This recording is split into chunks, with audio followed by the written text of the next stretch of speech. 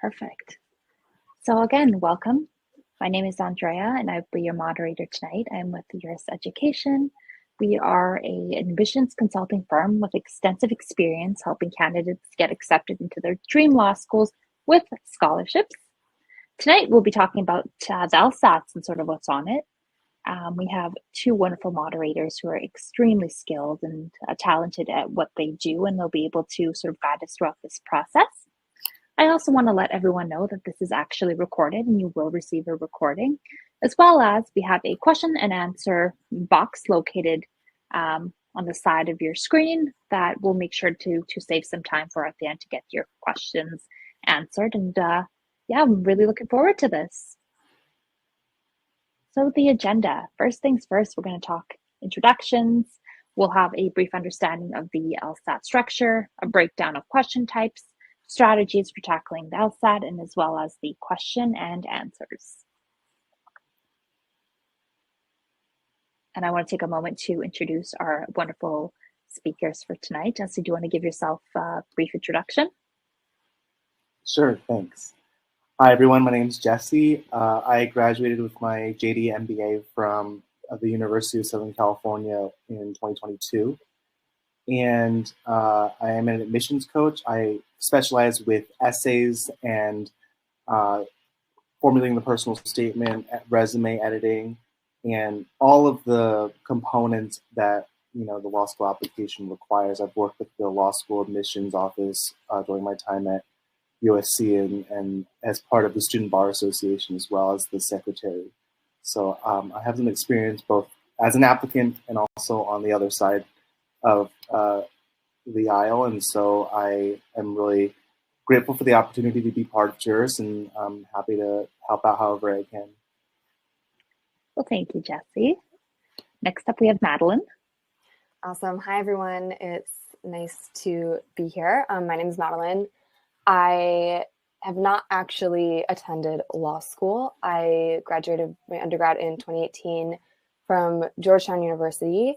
I, in the past 5 years, I've had 2 kids. I have 2 little ones and moved 4 times in the past 5 years. Both of those things, small children and frequent moving, are pretty incompatible with law school. So it's been on hold for a little bit, but I took the LSAT a few years ago, scored 173, and ever since then I've worked as an LSAT tutor. So I spend, I always joke, mom ninja by day and LSAT ninja by night. So that's a little bit about me.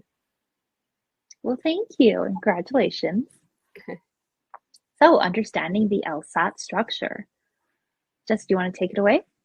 Yeah, sure. So the sections, as you can see, are logical reasoning, reading comprehension, analytical reasoning, a variable section, which we'll go into in more detail after this slide, but is largely ungraded, correct me if I'm wrong, and a writing sample, which is not factored into the score, I believe. And I recall, making sure that, I guess from my own perspective and experience, when I took the LSAT, I took it in 2017.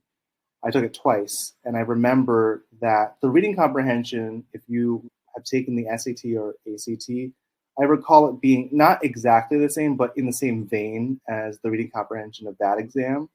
I think the one section that was really different from anything I've ever taken before was the logical reasoning part.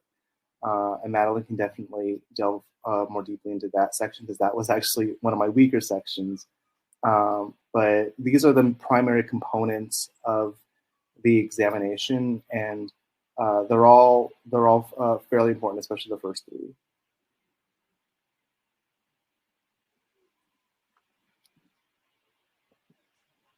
Right. So just to elaborate a little bit more on the specifics of each section, what it sort of looks like and what they are evaluating and testing. So the logical reasoning section, as it says here, it assesses the ability to analyze and process arguments. So sometimes the section is colloquially referred to as the argument section.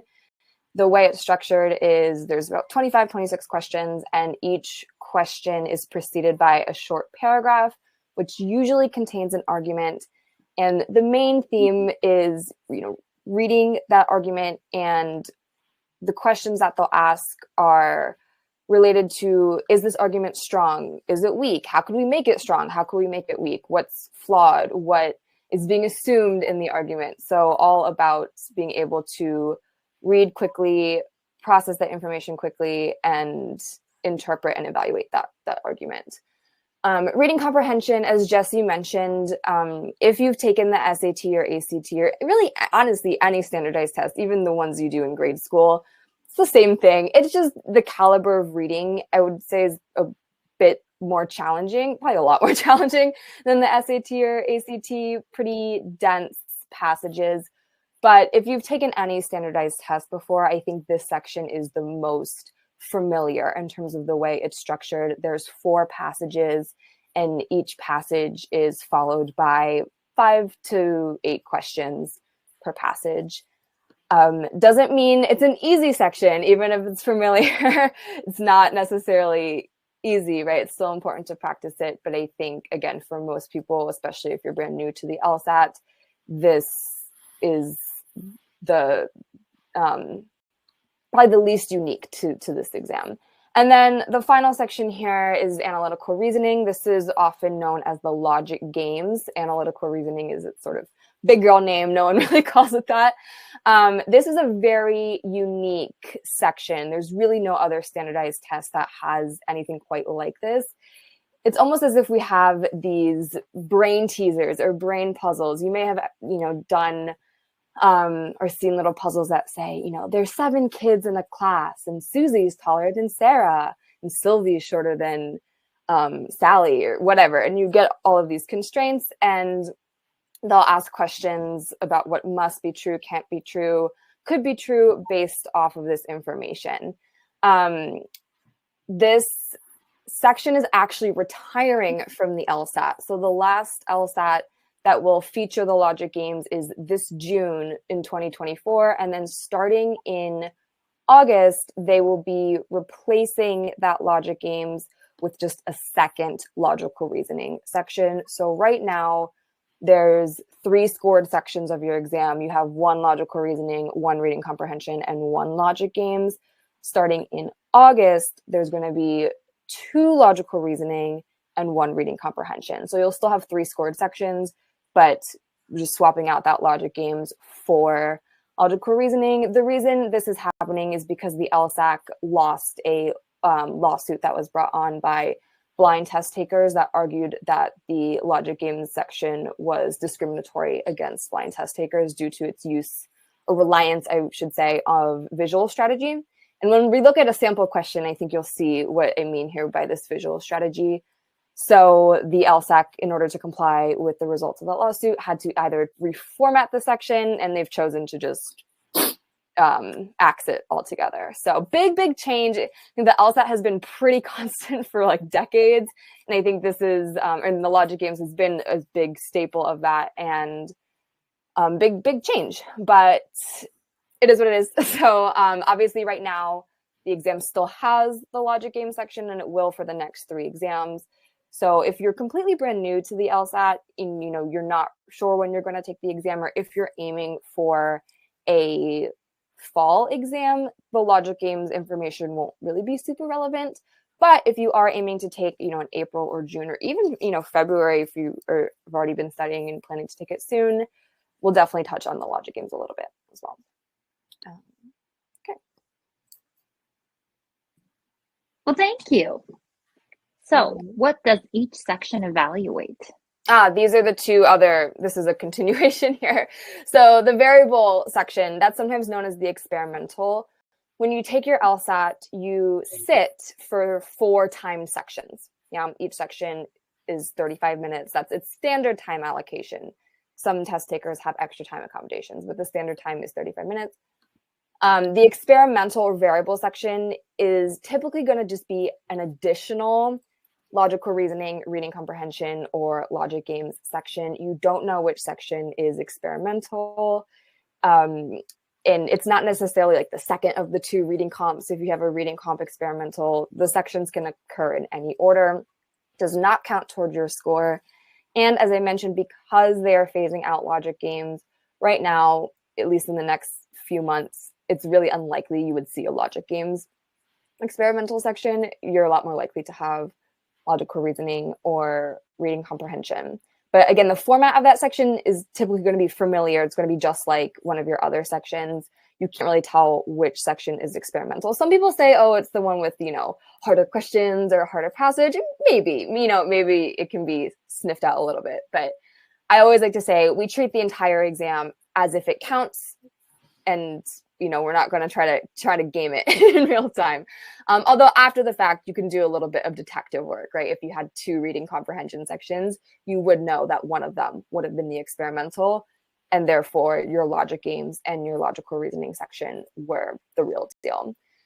Jesse mentioned the writing sample as well. That is not scored, and it's administered completely separately from when you go and take the exam. So it's administered sort of at your own leisure. The LSAC opens up the LSAT writing, I think it's around like 10 days or 8 days before the actual exam. And you can do the writing sample before. There's no deadline to complete the writing sample.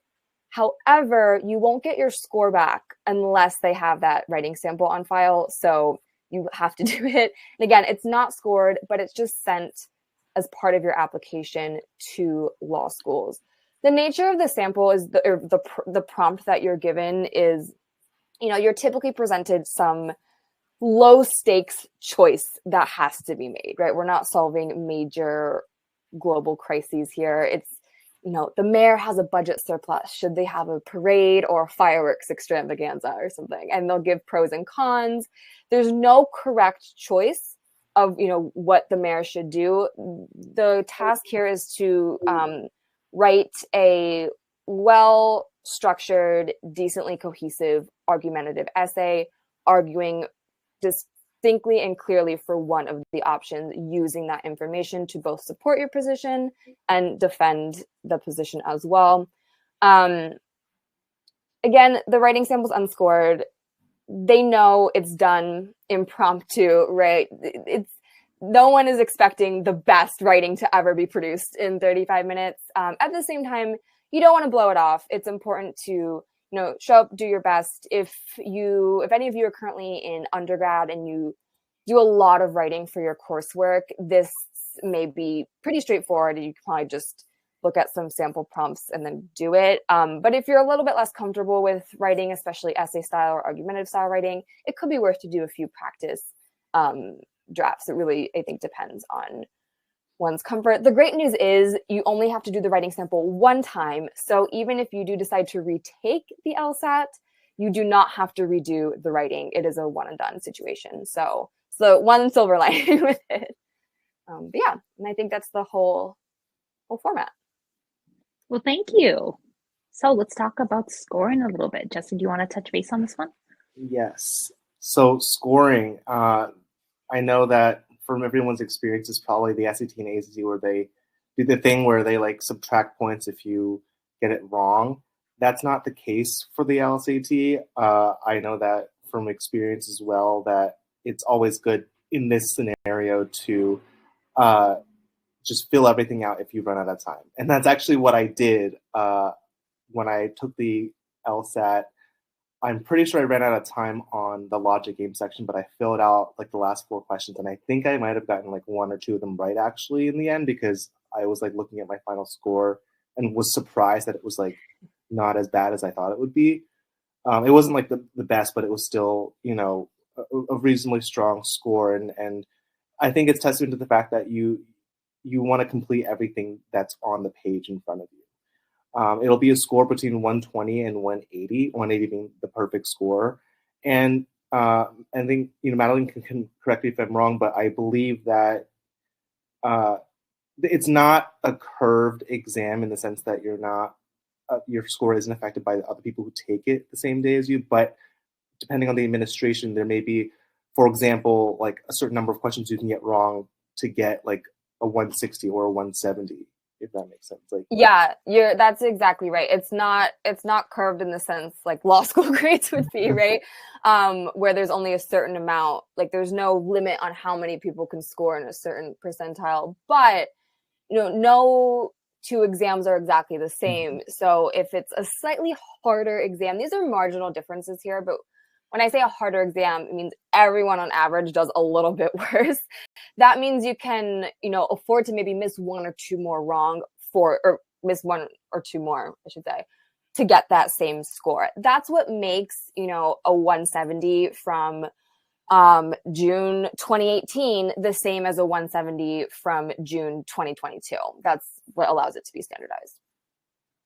Yeah, definitely.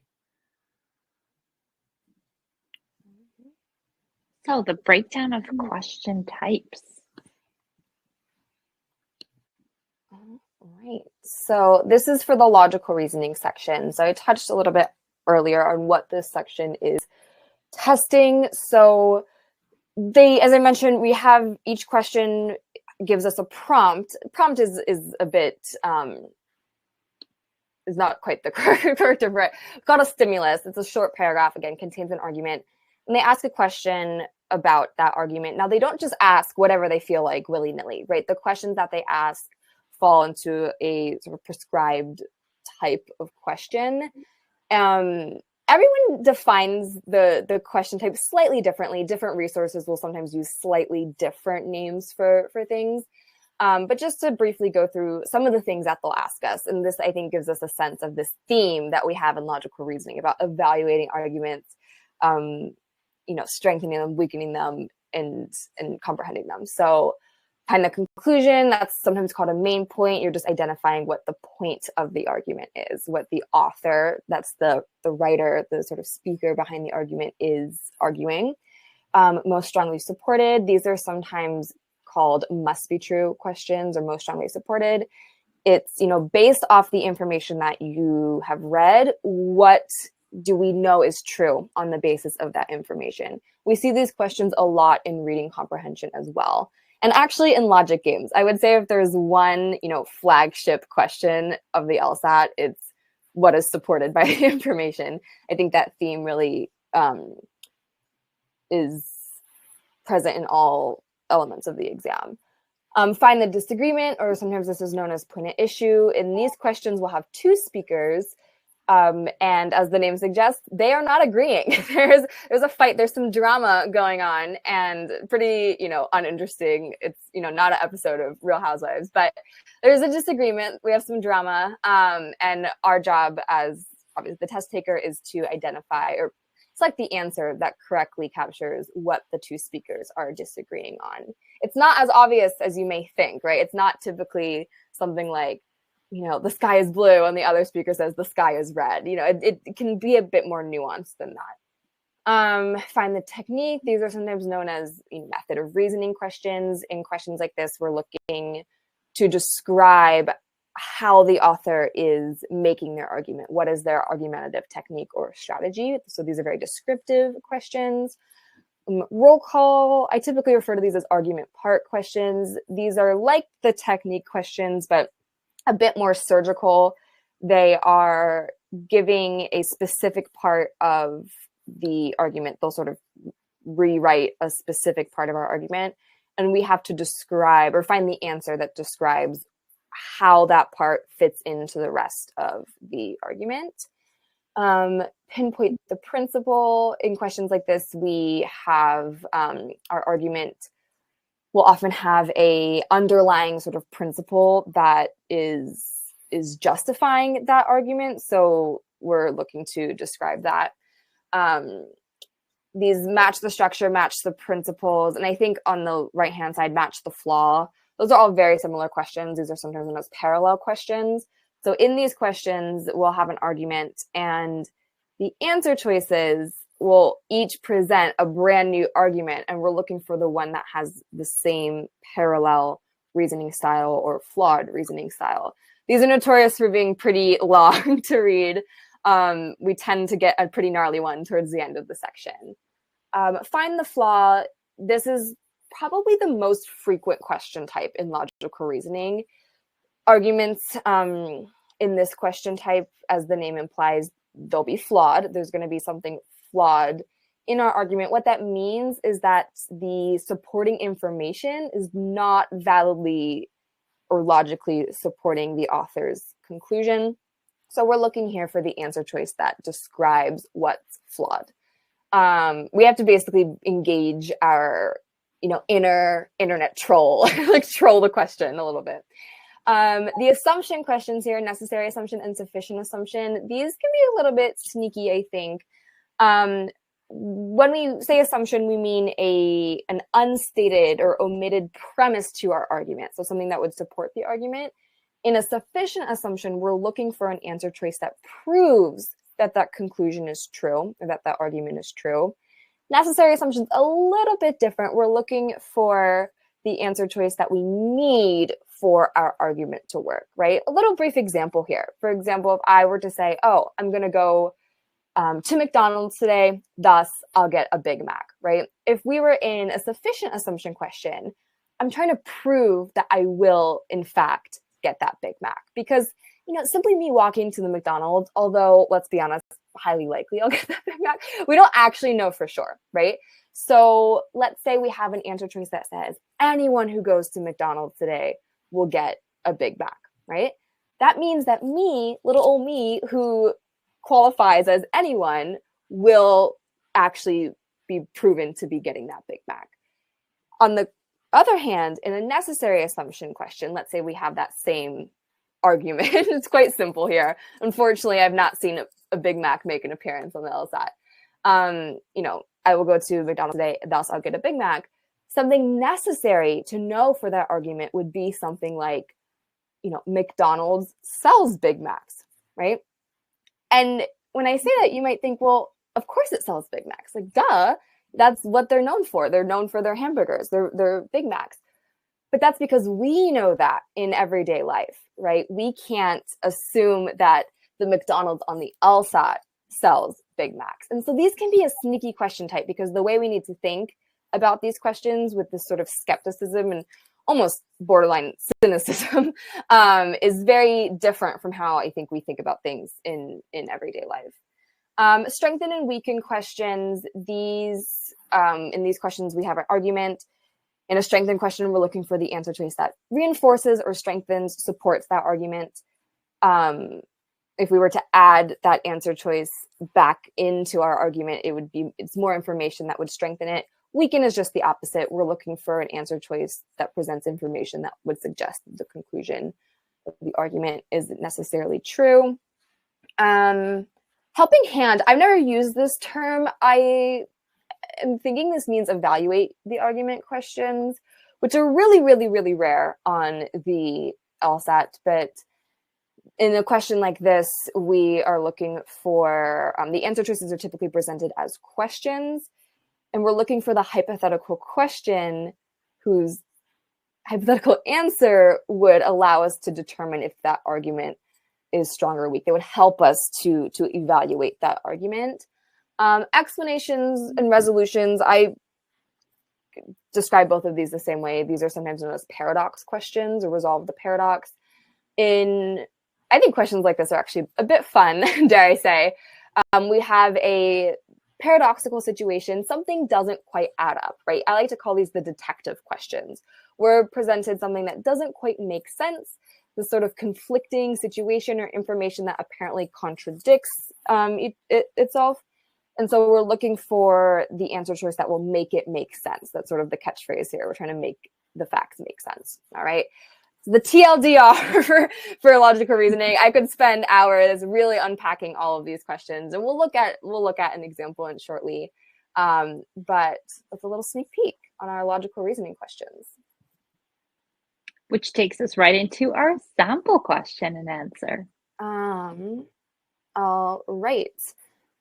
Okay, I'll go ahead. Jesse, you want me to continue here? I can read it. Okay, yeah, you're going to go and read it.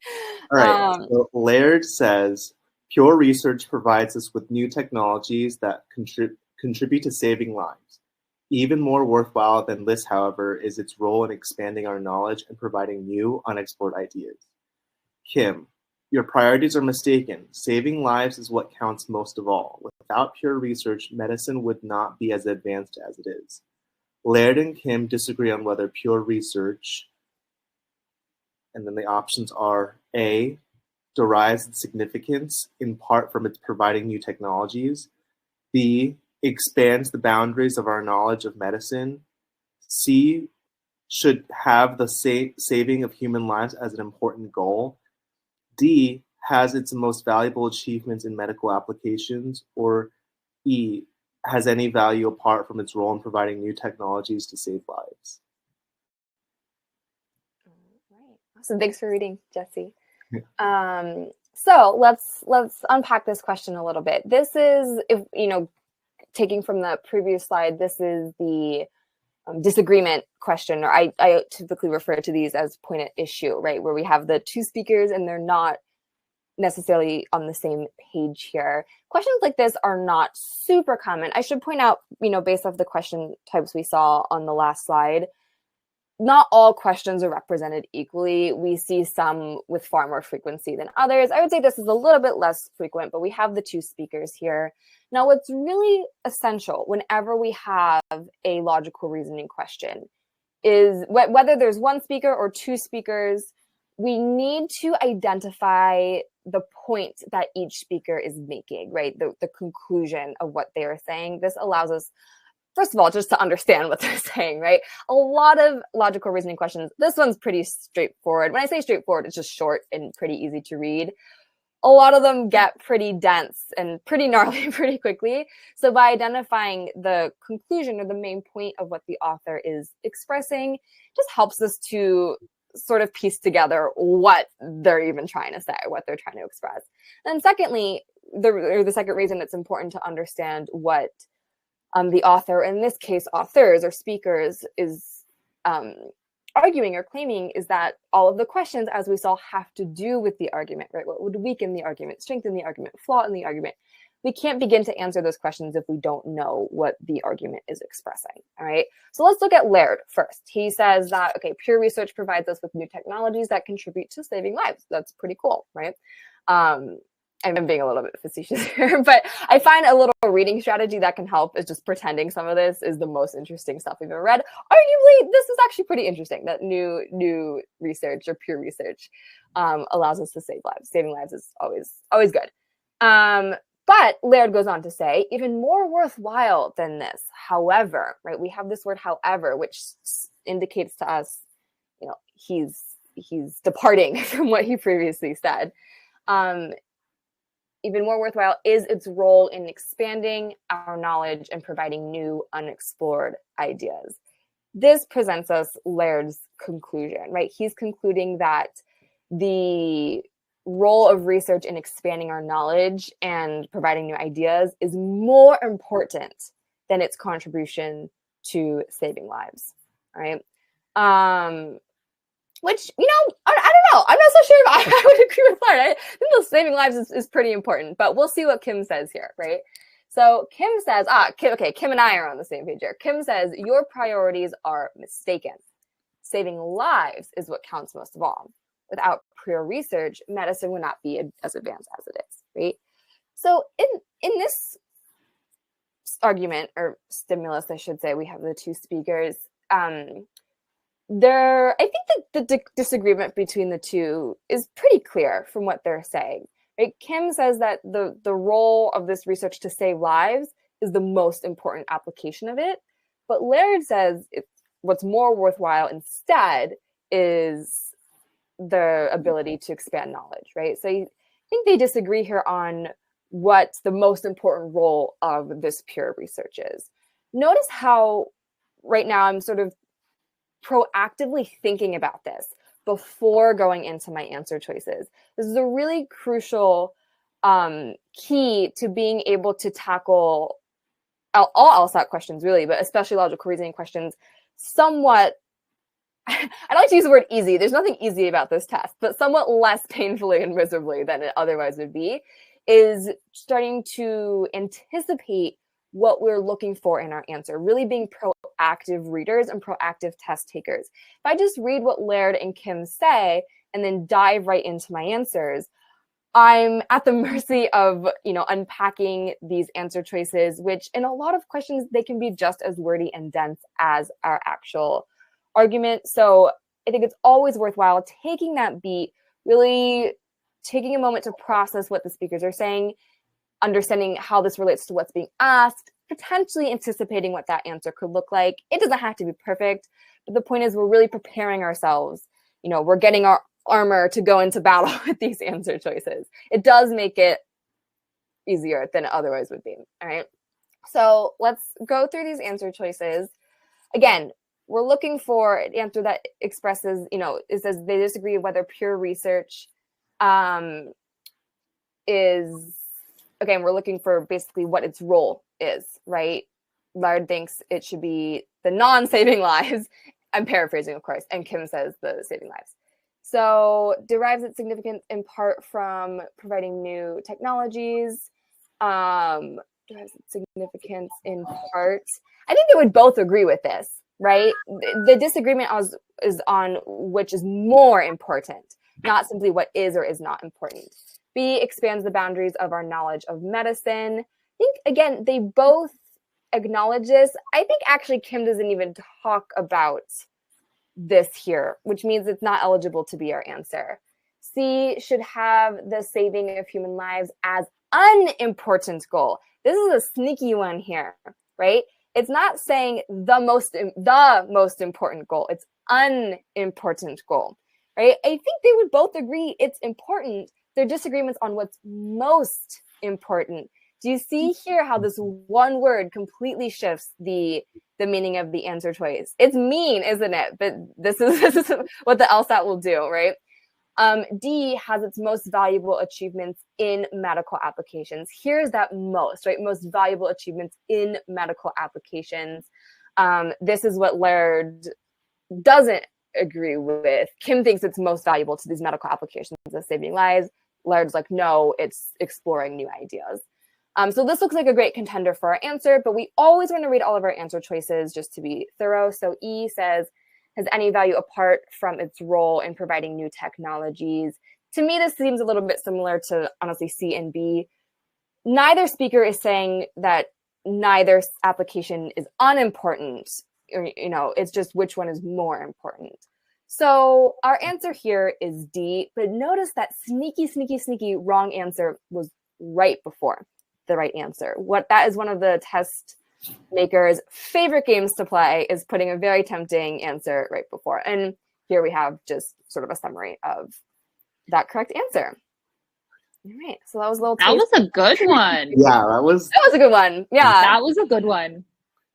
So let's keep going. I just want to be mindful of time as well. Yeah, absolutely. So analytical reasoning, and we do have a couple of questions coming in. So thank you to everyone. I'm going to make sure that we save some time at the end to get to those. Yeah. So the question types. So list or orientation questions, additional condition questions, could be true or false questions, must be true or false questions, equivalency questions, max-min questions, completely determines, and then if-then questions. So I think we're going to get an example of one of these. Yeah, I think in logic games, the questions are a lot more repetitive and sort of, we see a lot of the same stuff being asked. It's less varied than logical reasoning. So here's an example, right? And this is I know this one is from a real test. I think this is test like 56 or something. On a particular Saturday, a student will perform 6 activities: grocery shopping, hedge trimming, jogging, kitchen cleaning, laundry, and motorbike servicing. Eclectic mix here. Each activity will be performed once, one at a time. The order in which the activities are performed is subject to the following conditions. So stopping here for a moment, right? I know I sounded silly earlier when I was like, oh, the kids in the classroom and who's taller, but this is exactly what we see in the logic games. They're pretty straightforward situations. Most logic games are one of 2 broad types. We have what's known as sequence games or grouping games. This game here is a sequence game. We're scheduling or we're sequencing the order. That word order is a key word here in which the activities are performed. So we're going to put all of these activities, G, H, J, K, L, M, in a sequence, and we have to honor, we're beholden to these constraints. So we're told G has to be immediately after H. So we know in our sequence of 6, we're always going to have HG as this block right next to each other. They're besties, joined at the hip. K has to be earlier than G. Notice it doesn't say immediately before. K can just be willy-nilly any point before G. It just cannot come after. So a bit more flexible than the first rule. Motorbike servicing has to be earlier than laundry, very similar to the second rule, just different variables here, M before L. And then our final rule here, our final constraint is M, motorbike servicing has to be either immediately before or immediately after jogging. So we don't know necessarily who's going to come first of the two, but at all times, they simply have to be next to each other. Again, besties, just like J and H, or I should say HG, but the difference is in the first rule, they specify the order. In this fourth rule, they don't, all right? So our question here says, if laundry is earlier than kitchen cleaning, henge trimming must be, all right? Now, on the LSAT, especially for logic games, you get to use scratch paper. Now you have, I think it's 6 sheets now of scratch paper. And highly, highly recommend utilizing it, particularly for this section. It's really hard to keep some of this stuff in your head. So can we actually pop up the whiteboard briefly? Just want to get this information. I'll sort of show quickly how absolutely can. We can visually represent it. And, everyone diagrams and notates stuff a little bit differently. I'll show what I do here. It's not the end all be all. What's important is to have a system that works for you and that is visually cooperative for you. Now we have our 6 variables. I'm not sure if there's a way to type, but it's not a huge deal. Wait, I think there's a T. Oh, there's a T. I see. Yeah. Okay, I might write the variables down just because I know we have a lot of similar sounding letters. I know whenever there's a G and there's a J, I'm like, you can't convince me that these aren't the same letter, but where did it go? Here we go. Yeah, we have G, H, J, K, L, M, which is a pretty common set. So G, H, J, K, L, M. It's kind of tiny up there. Now, briefly want to notate these rules in a shorthand. I'm partially doing this for my sake as well. It's really hard. I can't really answer questions unless I have the visual support. So I think it's G is after, G's after H. So we have H, oopsies, where'd it go? Oh, there we go. H, G, and then we had, my Zoom drawing is not super great. K's before G.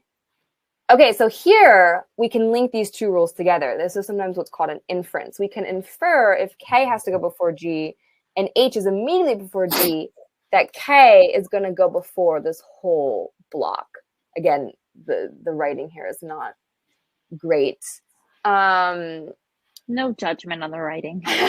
M is before L, and then we're also told L has to be immediately next, is before or after J. So we're going to combine those rules as well. Oops, that's not, it's J, not G, not it's J. See, I knew I would mix them up. Okay.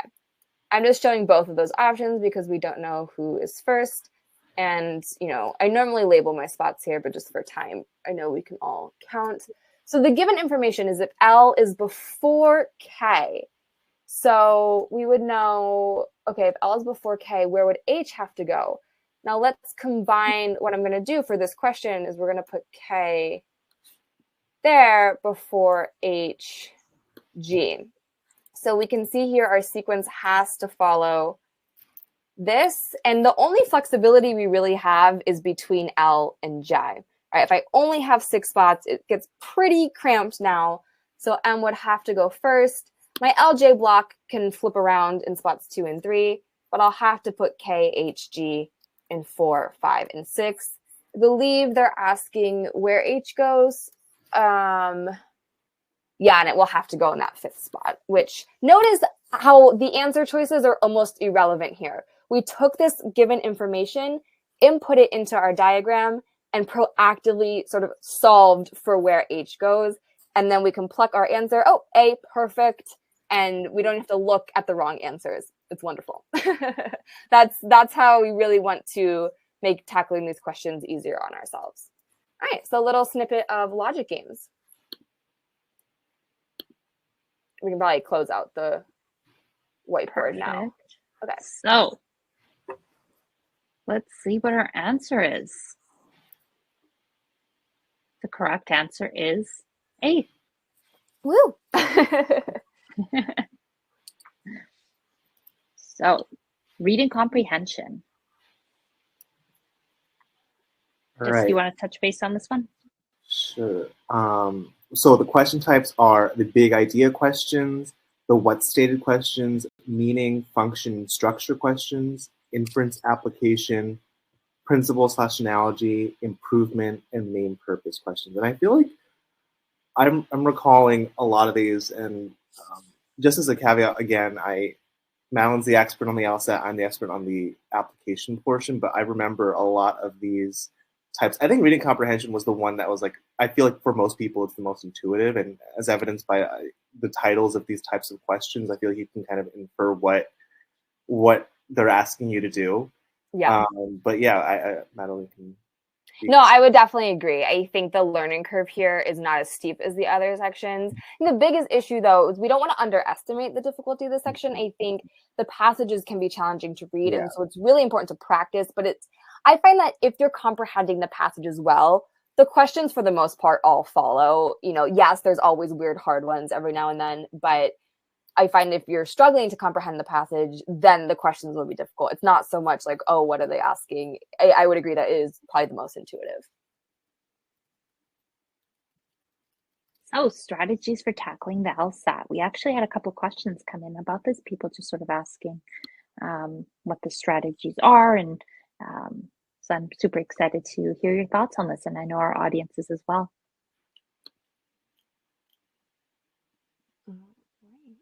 Yeah, we could both, Jess and I can both talk a little bit about this, as well as, our each of our own experiences.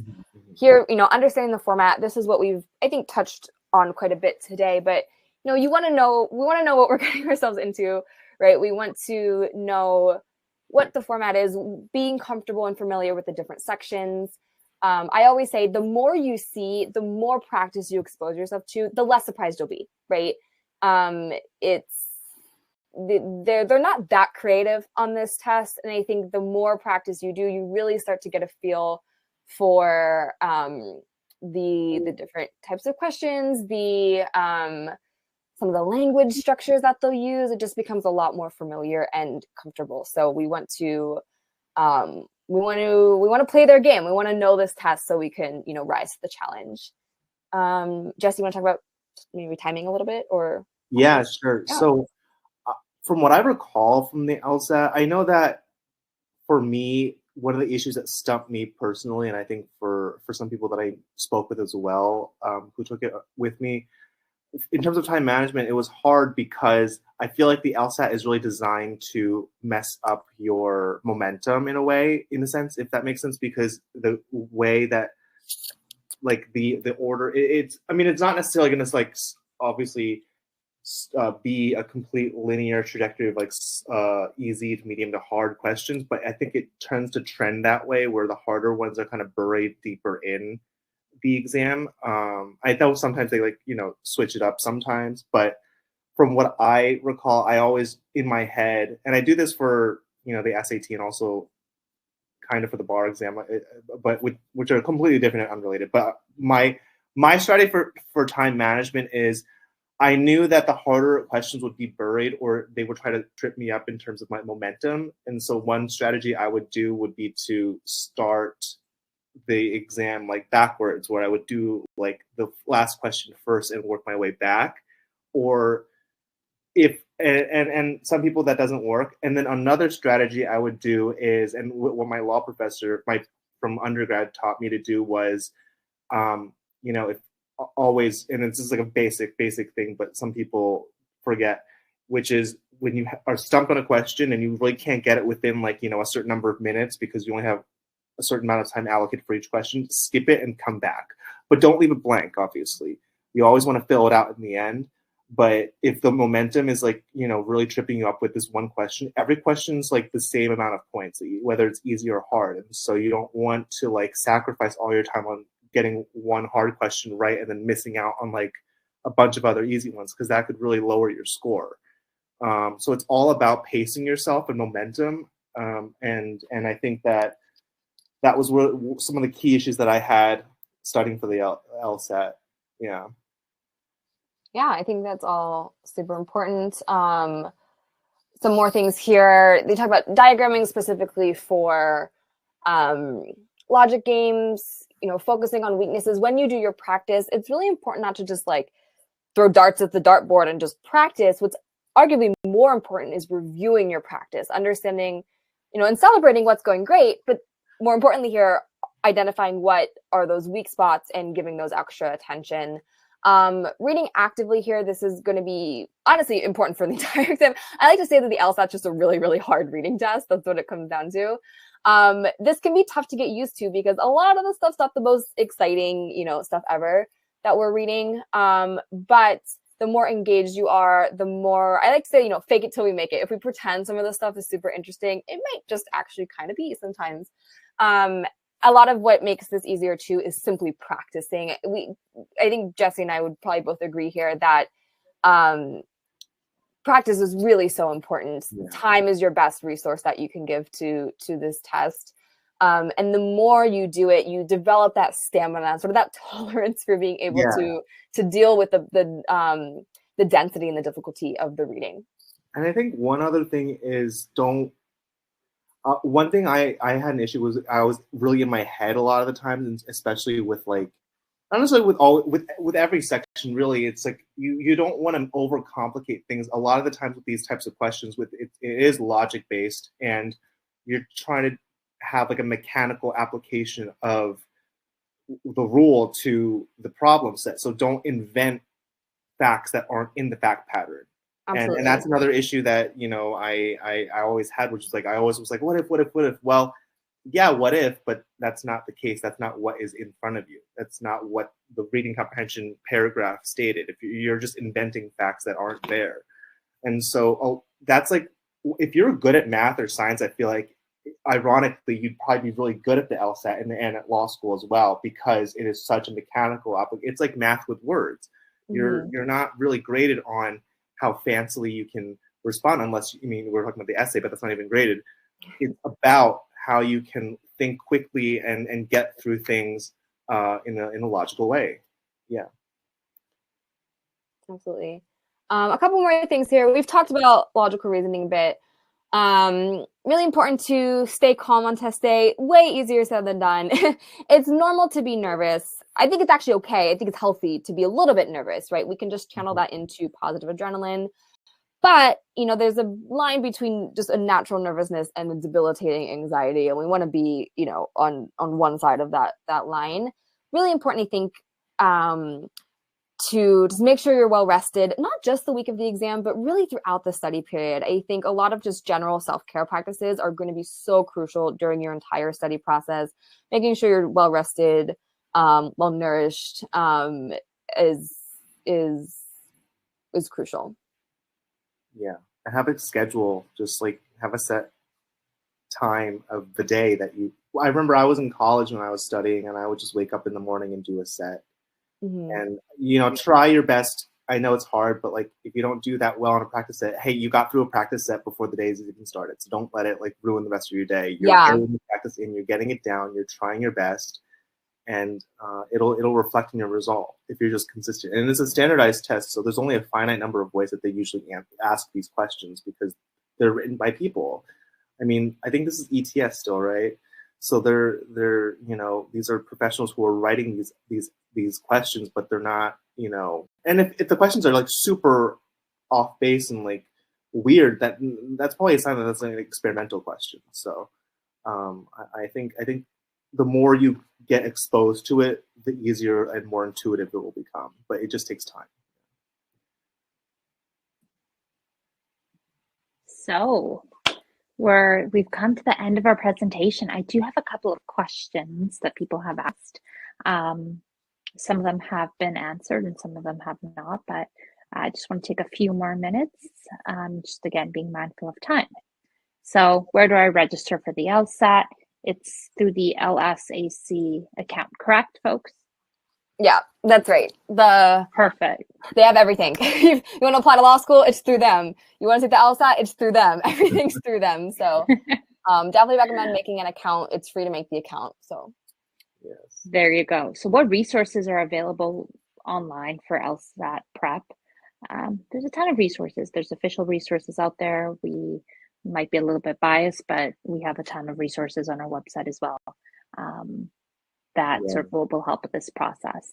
Of course, wonderful tutors. I guess that's not online, but yes, online tutoring. There you go.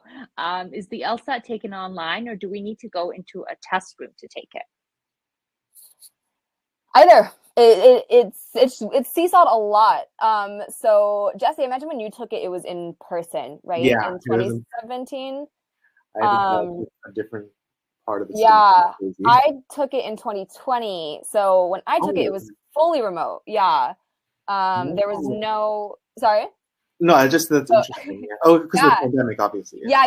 So that it was this whole thing. It was so dramatic. So it was online when I took it, but starting this past August 2023, they've brought back an in-person option. So when you go to register for the test, you have the choice to take it either remotely or in person.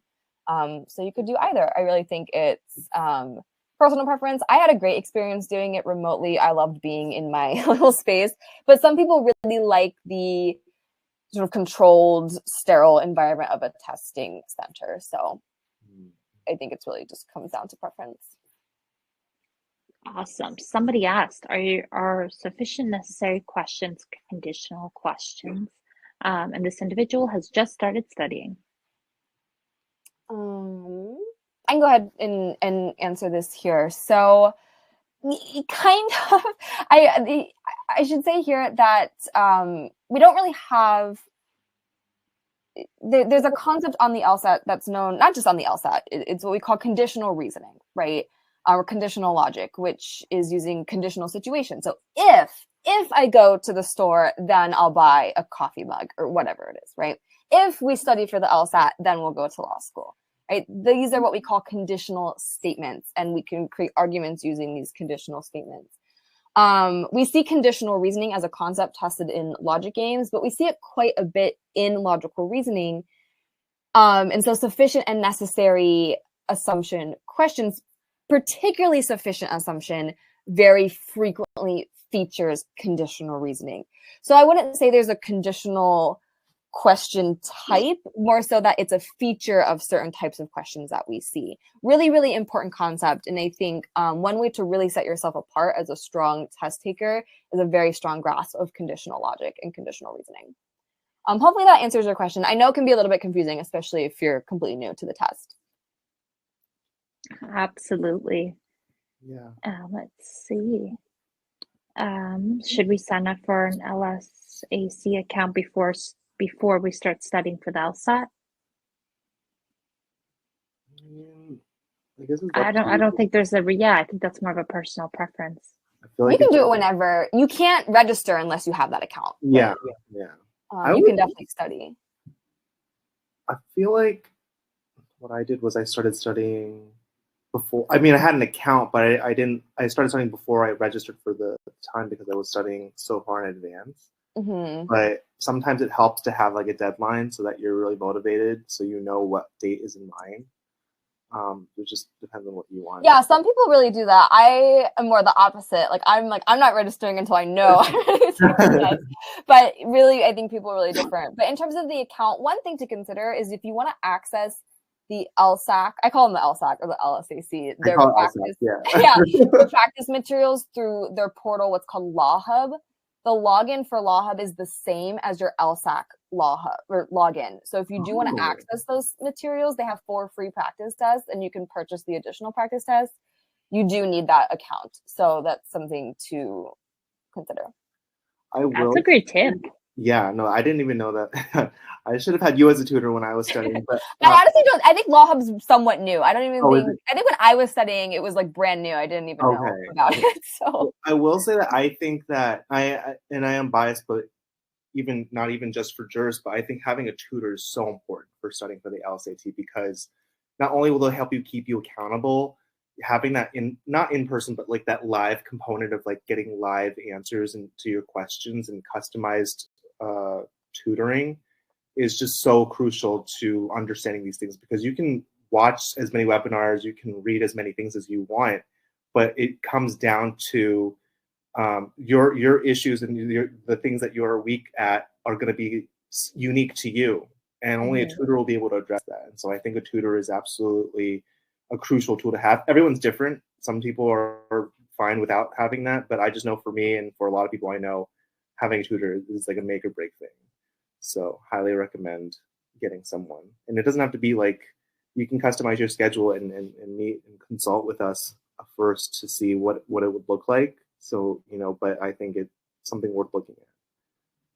Absolutely. And I think this is a really great place to end tonight's webinar. So I just want to take a moment to thank both of you for your time and all your wonderful knowledge. And I want to thank our audience for being a part of this. And I'm very much looking forward to getting questions and comments, concerns, just hearing more from our audience later on as well.